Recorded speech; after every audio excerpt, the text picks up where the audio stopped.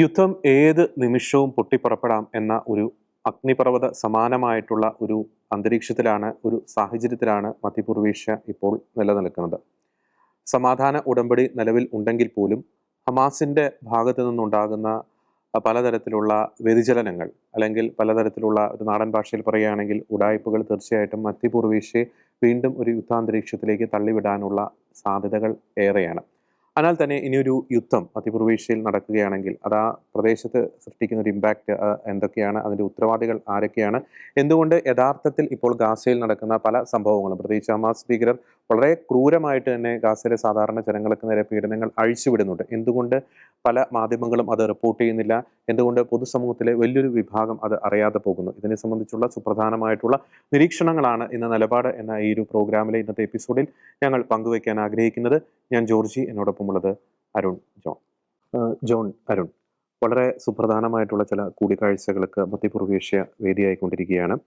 അതിനാൽ തന്നെ വരുന്ന ദിവസങ്ങളിൽ അവിടെ നിന്നും വരുന്ന വാർത്തകൾക്ക് അതിൻ്റെതായിട്ടുള്ള ഒരു പ്രാധാന്യമുണ്ട്. ഇപ്പോൾ American vice president JD Vance മധ്യപൂർവേഷ്യയിൽ എത്തിക്കഴിഞ്ഞിരിക്കുന്നു. ഈ സമാധാന കരാറുമായി ബന്ധപ്പെട്ടുള്ള ചർച്ചകൾ അവിടെ നടക്കുന്നു. നാളെ US state secretary Marco Rubio അവിടെ എത്തുന്നു. അപ്പോൾ US ഹൈ പ്രൊഫൈലായിട്ടുള്ള പൊളിറ്റീഷ്യൻസ്, ഭരണാധികാരികൾ ഇസ്രായേലിലേക്ക് എത്തുന്നു എന്നത് വളരെ വലിയ സൂചനകൾ നമുക്ക് നൽകുന്നുണ്ട്. ഏറ്റവും പ്രധാനപ്പെട്ട ഒരു കാര്യം എന്ന് പറയുന്നത്, ഈ ഇസ്രായേലിൽ എത്തുന്ന ഹൈ പ്രൊഫൈലായിട്ടുള്ള പൊളിറ്റിക്കൽ ലീഡേഴ്സ്, പ്രത്യേകിച്ച് അമേരിക്കയുടെ പൊളിറ്റിക്കൽ ലീഡേഴ്സ്, അവരുടെ എല്ലാവരുടെയും മനസ്സിലുള്ള ഒരു ആശങ്ക എന്ന് പറയുന്നത് ഈ സമാധാന ഉടമ്പടിക്ക് എത്രത്തോളം ഒരു ആയുസ് ഉണ്ടാകും എന്നൊരു കാര്യം എല്ലാവരുടെയും മനസ്സിലുണ്ട്. അപ്പോൾ JD വാൻസ് തന്നെ പറയുന്നുണ്ട്, ഈ സമാധാന ഉടമ്പടി ലോങ് ലാസ്റ്റിംഗ് ആണ് എന്ന രീതിയിൽ പറയുന്നുണ്ട്. പക്ഷേ ഇവിടെ ഒരു പ്രശ്നം ഉദിക്കുന്നത് എന്താണെന്ന് വെച്ച് കഴിഞ്ഞാൽ ഈ ഹമാസിന്റെ നിരായുധീകരണമാണ്. നമ്മൾ കഴിഞ്ഞ നിലപാടിലൊക്കെ നമ്മൾ കൃത്യമായിട്ടും പറഞ്ഞതാണ്. ഒരു ഹമാസ് ഭീകരൻ ഒരു തോക്കും പിടിച്ചുകൊണ്ട് ഗാസയിൽ അവശേഷിക്കുന്നുണ്ടോ, അത് ഇസ്രായേലിനെ സംബന്ധിച്ചിടത്തോളം അതൊരു പ്രതിസന്ധി തന്നെയാണ്. അതിനാൽ തന്നെ ഹമാസിന്റെ നിരായുധീകരണം എന്ന ഒരു ആവശ്യത്തിൽ നിന്ന് ഇസ്രായേൽ പിന്നോട്ട് പോവുകയില്ല.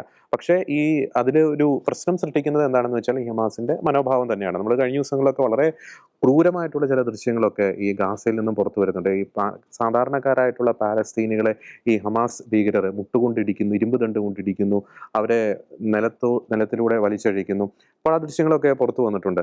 അതൊന്നും കണ്ടിട്ട് സേവ് ഗാസ എന്ന് കരയാനോ സേവ് പാലസ്തീൻ എന്ന് കരയാനോ ഇവിടെ ആരുമില്ല എന്നതാണ് മറ്റൊരു വിരോധാഭാസം. അതിനാൽ തന്നെ ഹമാസ് ഭീകരർ ആയുധം ഉപേക്ഷിക്കാനുള്ള സാധ്യത വളരെ വിരളമാണ്. ഹമാസിന്റെ നിരായുധീകരണം എന്ന ആവശ്യത്തിൽ നിന്നും ഇസ്രായേൽ പിന്നോട്ട് പോകാനുള്ള ആ ഒരു സാധ്യതയും വളരെ വിരളമാണ്. അതിനാൽ തന്നെ പശ്ചിമേഷ്യ വീണ്ടും സംഘർഷഭരിതമാകാനുള്ള സാധ്യത വളരെ കൂടുതലാണ് എന്ന് നമുക്ക് ആദ്യഘട്ടത്തിൽ പറയാം. അപ്പോൾ ഞാൻ ജോണിലേക്ക് വരുമ്പോൾ ഇതിന്റെ എല്ലാം ഒരു ആകെത്തുകയായിട്ട് നമുക്ക് പറയാൻ സാധിക്കില്ലേ, ഒരുപക്ഷെ ഇനി ഒരു മധ്യപൂർവേഷ്യ, പശ്ചിമേഷ്യ, ഗാസ മേഖല ഒരു യുദ്ധത്തിലേക്ക് പോവുകയാണെങ്കിൽ അതൊരു ഒടുക്കത്തെ യുദ്ധം തന്നെയായിരിക്കും എന്ന കാര്യത്തിൽ യാതൊരു തർക്കവുമില്ല. കാരണം ഇനിയൊരു യുദ്ധത്തിലേക്ക് ഇസ്രായേൽ പോകുന്നുണ്ടെങ്കിൽ അത് അവസാനത്തെ ഹമാസ് ഭീകരനെയും അവിടെ നിന്നും തുടച്ചു മാറ്റാതെ ഇസ്രായേൽ ഗാസയിൽ നിന്നും ഇസ്രായേലിലേക്ക് പിൻവാങ്ങുകയില്ല.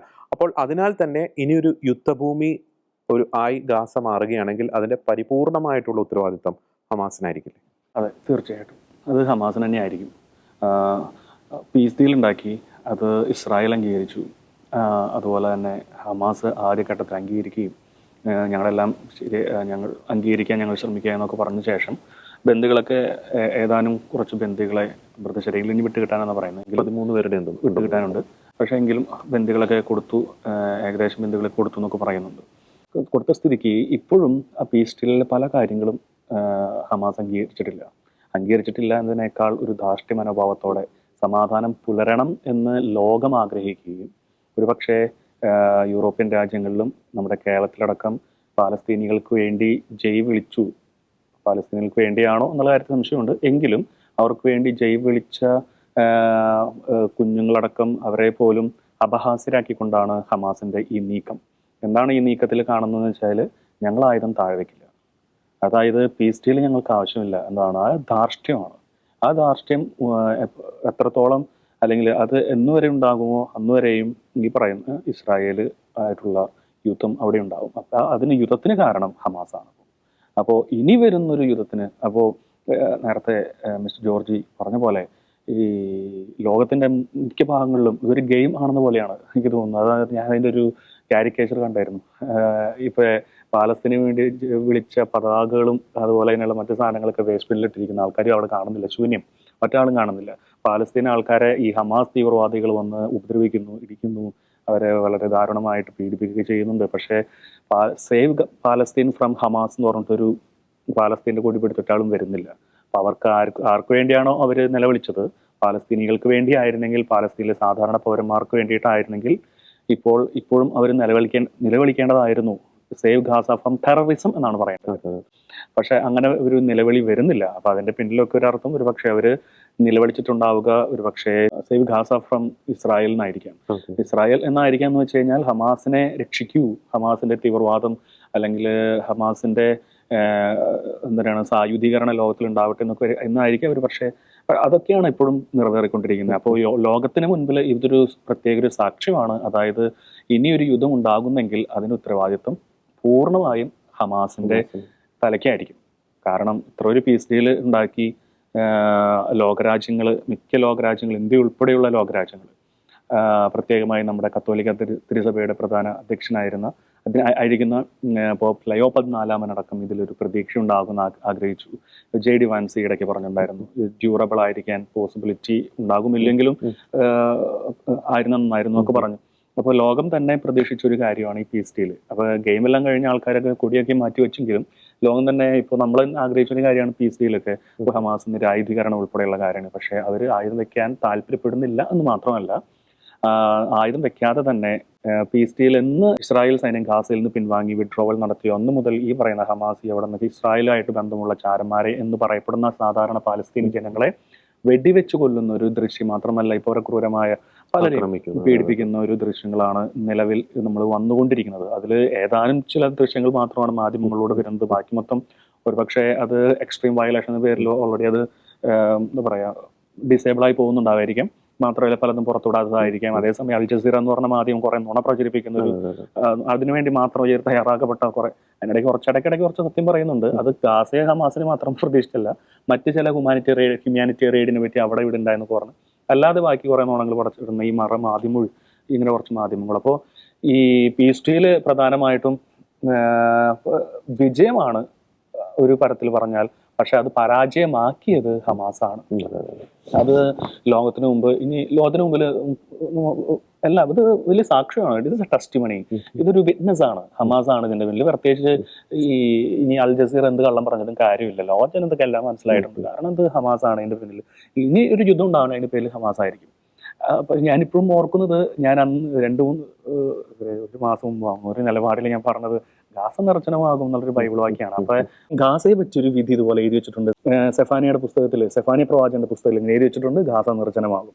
അത് ഇന്ന് തന്നെ നിർജ്ജനമാകുന്നു, ഇനി വരാൻ പോകുന്ന 2 ദിവസം നിർജ്ജനമാകുന്നു അതിന്റെ അർത്ഥമല്ല. അനുദപിച്ചാൽ അങ്ങനത്തെ ഒരു, അതായത് ഇപ്പോൾ ഈ പറയുന്ന ഹമാസ് പോലെയുള്ള തീവ്രവാദികൾ ഈ തീവ്രവാദമല്ല ഉപേക്ഷിച്ച് ഒരു പക്ഷേ അനുദപിച്ചിട്ട്, അതാണ് പീസ് ഡീൽ എന്ന് പറയുന്നത്, അനുദപിച്ചിട്ട് തിരിച്ച് അവർക്ക് നന്നായി ജീവിച്ചുകൂടെ? ആ പറയുന്ന സാധാരണ മനുഷ്യരെ നല്ല ജീവിതത്തിലേക്ക് തിരിച്ചു വന്നാൽ ആ പ്രശ്നം ഉണ്ടാവില്ല. പക്ഷെ അനുദപിച്ചില്ലെങ്കിൽ ഉണ്ടാകുന്ന വലിയൊരു വിധിയാണ് അവിടെ പറയുന്നത്, ഗാസ നിർജ്ജനമാകും. പക്ഷേ ബൈബിളിലെ എഴുതി ലിറ്ററലി ഹാപ്പൻ, അത് തീർച്ചയായിട്ടും സംഭവിക്കുന്നുള്ളതിനാൽ ഇപ്പോൾ ഈ നൂറ്റാണ്ടിൽ സംഭവിക്കണമെന്നില്ല, ചിന്ന വ്യാസ നൂറ്റാണ്ട് സംഭവിച്ചിരിക്കാം, ഈ ഗാസ നിർജ്ജനമാകുക തന്നെ ചെയ്യും. അപ്പോൾ അത് ഇപ്പം തന്നെ സംഭവിക്കണമെന്നില്ല. പക്ഷേ ഏറ്റവും നല്ലത് എന്ന് വെച്ച് കഴിഞ്ഞാൽ എന്താണ്, ഇപ്പോൾ ഈ ഗാസിലുള്ള ആൾക്കാർക്കും അതുപോലെയുള്ള പാലസ്തീനികൾക്കും ഏറ്റവും നല്ലൊരു കാര്യം എന്ന് വെച്ചാൽ ഈ പറയുന്ന ഹമാസ് നിരായുധീകരണം നടത്തുക എന്നുള്ളതാണ്. നടത്തിയില്ലെങ്കിൽ എന്ത് സംഭവിക്കുന്നു വെച്ചാൽ അത് ഈ പറയുന്ന പാലസ്തീനികൾക്കെതിരെ അതാരും നടത്തുന്ന ഹമാസ് തന്നെ നടത്തുന്ന വലിയൊരു ചതിയായിരിക്കും എന്നാണ് എൻ്റെ ഒരു ഭാഗം പറയുന്നത്. ജോൺ പറഞ്ഞത് വളരെ കറക്റ്റാണ്. ഈ ഗാസ നിർജ്ജനമാകാനുള്ള എല്ലാ സാധ്യതയും നമ്മുടെ മുമ്പിലുണ്ട്. കാരണം എന്താണെന്ന് വെച്ച് കഴിഞ്ഞാൽ നമുക്കറിയാം, ഈ ഇസ്രായേൽ കഴിഞ്ഞ 700-ലധികം ദിവസങ്ങളായി ഗാസയിൽ തന്നെയുണ്ട്. ഗാസയുടെ വിവിധ ഭാഗങ്ങളിൽ അവർ കൃത്യമായിട്ടുള്ള സൈനിക ഓപ്പറേഷൻ നടത്തിയിട്ടുണ്ട്. ഒരു ഭാഗത്ത് ഓപ്പറേഷൻ നടത്തുമ്പോൾ അവിടെ നിന്നുള്ള സാധാരണ ജനങ്ങളോട് ഒഴിഞ്ഞു മാറി മറുഭാഗത്തേക്ക് പോകാൻ പറയുന്നുണ്ട്. അപ്പോൾ അങ്ങനെ 700-ലധികം ദിവസമായിട്ട് ഗാസയുടെ വിവിധ ഭാഗങ്ങളിൽ ഇസ്രായേൽ ഓപ്പറേഷൻ നടത്തുന്നു. ഈ പീസ് ഡീൽ നിലവിൽ വന്നതിന് ശേഷം നമ്മൾ എന്താണ് കണ്ടത്? ഏകദേശം എനിക്ക് തോന്നുന്നു ഒരു 6000-അടുത്ത് വരുന്ന ഹമാസ് ഭീകരന്മാർ മുഖംമൂടിയൊക്കെ അണിഞ്ഞ് വലിയ തോക്കുകളൊക്കെ ഏന്തിക്കൊണ്ട് ഗാസയുടെ തെരുവുകളിലേക്ക് വരുന്നു. അപ്പോൾ ഇവർ എവിടെ നിന്ന് വന്നു എന്നൊരു ചോദ്യം പ്രസക്തമാണ്. ഇവർ എവിടെ നിന്നും അല്ല വന്നത്, ഇവർ സാധാരണക്കാരുടെ ഇടയിൽ ഒളിച്ച് നടക്കുന്നുണ്ട്. അപ്പോൾ ഈ ഗാസയുടെ ഒരു സമാധാനത്തെ സംബന്ധിച്ചിടത്തോളം ഗാസയിലെ സാധാരണ ജനങ്ങൾക്ക് വലിയൊരു ഉത്തരവാദിത്വമുണ്ട്. അവർ ഈ വിഷപ്പാമ്പുകളായിട്ടുള്ള ഹമാസ് ഭീകരന്മാരെ ഇങ്ങനെ കൂടെ കൊണ്ട് നടക്കുകയാണ്. എനിക്ക് തോന്നുന്നു ഒരുപക്ഷെ നമ്മൾ ചില ദൃശ്യങ്ങളൊക്കെ കാണാറുണ്ട്. ഈ ജനങ്ങളിങ്ങനെ ഈ കഴുതപ്പുറത്ത് സാധനങ്ങളൊക്കെ ഏറ്റിക്കൊണ്ട്, അല്ലെങ്കിൽ വലിയ ഈ കാറിലും അല്ലെങ്കിൽ ഇങ്ങനത്തെ ലോറിയുടെ മുകളിലൊക്കെ അവരുടെ സാധനങ്ങൾ ഇങ്ങനെ ഭാണ്ഡക്കെട്ടായിട്ട് അടുക്കി മറു സൈഡിലേക്ക് പോകുന്നു. ഒരുപക്ഷെ അതിൻ്റെ ഉള്ളിൽ ഇവരുടെ ആയുധങ്ങളൊക്കെ ഉണ്ടോ എന്ന് നമുക്ക് പറയാൻ സാധിക്കില്ല. കാരണം ഇവർ എവിടെ നിന്ന് വരും? നമ്മൾ ഈ രാത്രി കാലങ്ങളിൽ എലി മാളത്തിൽ നിന്ന് ഇറങ്ങുന്ന പോലെയാണ് ഈ സമാധാന ഉടമ്പടി വന്നതിന് ശേഷം ഇവരിങ്ങനെ മുഖംമൂടിയൊക്കെ അണിഞ്ഞ് ഭീകരാന്തരീക്ഷം അവിടെ സൃഷ്ടിക്കുന്നത്. അപ്പോൾ ഈ ഗാസയിൽ സമാധാനം ഉണ്ടാകണമെങ്കിൽ അതിന്റെ ആത്യന്തികമായിട്ട് വലിയൊരു ഉത്തരവാദിത്വം സാധാരണ ജനങ്ങൾക്കുണ്ട്. അവർ എന്ന് ഈ വിഷപ്പാമ്പുകളെ തള്ളിപ്പറയാൻ തയ്യാറാകുന്നുവോ അന്ന് ഗാസയിൽ സമാധാനം പുലരും. കാരണം ഈ സാധാരണ ജനങ്ങളാണ് ഈ ഹമാസ് ഭീകരരുടെ ഒരു കവചം എന്ന് പറയുന്നത്. ഇവരുടെ ഇടയിലാണ് ഇവർ ഒളിച്ചു നിൽക്കുന്നത്.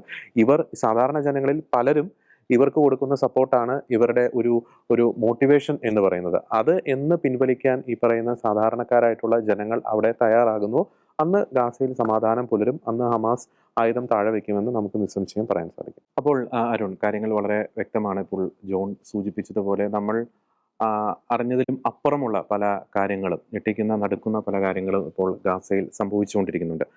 പക്ഷേ നമ്മളെ ഏവരെയും അത്ഭുതപ്പെടുത്തുന്ന ഒരു കാര്യം എന്ന് പറയുന്നത്, നമ്മുടെ മാധ്യമങ്ങളിൽ ഈ പറയുന്ന വാർത്തകളൊന്നും നമുക്ക് കാണാൻ സാധിക്കുന്നില്ല. അത് വളരെ വ്യക്തമായിട്ടുള്ള, കുറ്റകരമായിട്ടുള്ള, ഗൗരവകരമായിട്ടുള്ള ഒരു ഇരട്ടത്താപ്പ് തന്നെയല്ലേ ജോർജ്? ഇവിടെ പലപ്പോഴും ഈ പശ്ചിമേഷ്യയായിട്ട് ബന്ധപ്പെട്ട വാർത്തകളുടെ സോഴ്സ് പലപ്പോഴും നമുക്ക് സാധാരണ മലയാളികൾ അത് എന്താണെന്ന് അവർ ചിന്തിക്കുന്നില്ല എന്നുള്ളതാണ് ഇവിടുത്തെ ഒരു അപകടം ഇരിക്കുന്നത്. അതായത് അൽ ജസീറ എന്ന് പറയുന്ന ഖത്തർ ആസ്ഥാനമായിട്ടുള്ള തീവ്രവാദത്തെ പ്രൊമോട്ട് ചെയ്യുന്ന ഒരു അന്താരാഷ്ട്ര മാധ്യമം, ഇസ്ലാം വേൾഡിൽ ഏറ്റവും കൂടുതൽ വ്യാപിച്ചെടുക്കുന്ന ആ മാധ്യമം കൊടുക്കുന്ന വാർത്തകളാണ് നമ്മുടെ എല്ലാ ചാനലുകളിലും, ഒട്ടുമിക്ക ചാനലുകളിലും വരുന്നത്. അവർ ആണ് ഇതിൻ്റെ അജണ്ട നിശ്ചയിക്കുന്നത്. അവരാണ് ഏത് വാർത്ത കൊടുക്കേണ്ടെന്ന് തീരുമാനിക്കുന്നത്. നമ്മുടെ കേരളത്തിലെ മിക്ക മാധ്യമങ്ങൾക്കും അവരുമായിട്ടാണ് എഗ്രിമെൻ്റ് ഉള്ളത്. ഈ എഗ്രിമെൻ്റ് പ്രകാരമാണ് ഇവിടുത്തെ കാര്യങ്ങളെല്ലാം നീങ്ങുന്നത്. അപ്പോൾ അവർക്ക് ഇവർ കൊടുക്കുന്ന വാർത്ത മാത്രമേ കൊടുക്കാൻ പറ്റുള്ളൂ. ഇവർ എന്ത് വാർത്തയാണ് കൊടുക്കുന്നത്? ഇതിനെക്കുറിച്ച് കുറച്ച് ലോകവിവരം ഉണ്ടെങ്കിൽ എന്തുകൊണ്ട് കേരളം ഇങ്ങനെ ചിന്തിക്കുന്നു, കേരളത്തിലെ മീഡിയകൾ ഇങ്ങനെ പ്രവർത്തിക്കുന്നു എന്നതിൻ്റെയൊക്കെ ഉള്ളിലേക്ക് നമുക്ക് ഇറങ്ങി വരാൻ പറ്റും. കഴിഞ്ഞ ദിവസം ഒരു സുപ്രധാനമായൊരു വാർത്ത വന്നിരുന്നു.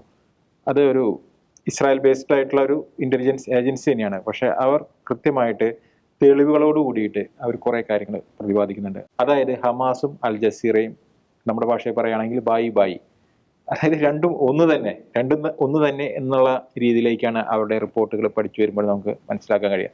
ഇവിടെ നാളുകളായിട്ട് നമുക്കറിയാവുന്ന ഒരു ഫ്രേസ് ഉണ്ട്, പാലിവുഡ്, ഗാസാവുഡ് എന്നൊക്കെ പേര്. അത് വരുന്നത് നമ്മുടെ മോളിവുഡും ഹോളിവുഡും ബോളിവുഡും ഒക്കെ ഉള്ള അതേ ഫോർമാറ്റിൽ നിന്നാണ് ഈ പാലിവുഡ് എന്നുള്ള പേരിന് വളരെ പ്രാധാന്യം വന്നത്. അത് വേറെ ഒന്നുമില്ല, അൽ ജസീറയാണ് ഇതിന് പിന്നിൽ നിൽക്കുന്നത്. അൽ ജസീറയ്ക്ക് വേണ്ടി ഹമാസ് ഗാസയിലെ ചില കണ്ണീർ ചിത്രങ്ങൾ ഷൂട്ട് ചെയ്ത് അവർ നമുക്ക് പറയാം ഒരു സിനിമ എങ്ങനെ ഷൂട്ട് ചെയ്യുന്നു അതേപോലെ തന്നെ ഇവരുടെ കഥാപാത്രങ്ങളെ വെച്ച് അവർ സ്റ്റിൽ ഫോട്ടോസും വീഡിയോസും ഇറക്കും.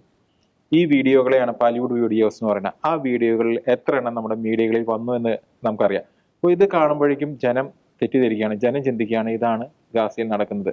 ഗാസയിൽ അതിക്രൂരമായ പല കാര്യങ്ങളും നടന്നിട്ടുണ്ട്. പക്ഷേ ഈ മീഡിയകളിൽ വരുന്ന ചിത്രങ്ങളിൽ എത്രത്തോളം എണ്ണം സത്യസന്ധമായിട്ടുള്ള വാർത്തകളുണ്ട് എന്നുള്ളത് പരിശോധിക്കപ്പെടേണ്ടതാണ്. അതിൽ ഭൂരിഭാഗത്തിൻ്റെയും പ്രചാരകരായിരിക്കുന്നത് അൽ ജസീറയായിരുന്നു. അൽ ജസീറയെ കുറിച്ച് പറയുകയാണെങ്കിൽ അൽ ജസീറയുടെ മാധ്യമപ്രവർത്തകർ അവരിൽ പലരും ഹമാസിന്റെ പോരാളികളും അവരുടെ ടെറർ വിങ്ങിലെ അംഗങ്ങളുമാണെന്നുള്ള കാര്യങ്ങളാണ് ഇപ്പോൾ പുറത്തു വന്നിരിക്കുന്നത്. ഇപ്പോൾ കഴിഞ്ഞ ഓഗസ്റ്റിൽ മരിച്ച ഷെരീഫ് എന്ന് പറയുന്ന ഒരു അൽ ജസീറയുടെ മാധ്യമപ്രവർത്തകൻ, അദ്ദേഹം ഹമാസിന്റെ പോരാളിയായിരുന്നു. ഇതേപോലെ ഒരുപാട് പേര് ഹമാസിന്റെ പോരാളികളായിട്ട് അൽ ജസീറയുടെ ലേഖകരായിട്ട് ഗാസയിലുണ്ടായിരുന്നു. ഇവർ 2023 ഒക്ടോബർ 7 ഇസ്രായേലിലേക്ക് അതിക്രമിച്ച് കയറിയവരുടെ കൂട്ടത്തിലും ഇവരുടെ ആൾക്കാരുണ്ടായിരുന്നു. അതിന്റെ ഫസ്റ്റ് വിഷ്വൽസ്, അതായത് ഇതിന്റെ പിന്നാലെ ഈ ഹമാസ് തീവ്രവാദികളുടെ കൂടെ അവരുടെ കാര്യങ്ങളെല്ലാം അറിഞ്ഞുകൊണ്ട് അവരുടെ കൂടെ പോയി അതിന്റെ ഫസ്റ്റ് വിഷ്വൽസ് ഷൂട്ട് ചെയ്ത് അയച്ചു കൊടുത്തതും അൽ ജസീറയാണ്. ആ വീഡിയോകളിൽ പലതുമാണ് പിന്നീട് മാധ്യമങ്ങളിൽ വന്നത്. അപ്പോൾ ഇത് ഒരുമിച്ച് ഒരേ തൂവൽ പക്ഷികളായിട്ട് വർക്ക് ചെയ്യുന്ന രണ്ട് പേരാണ്.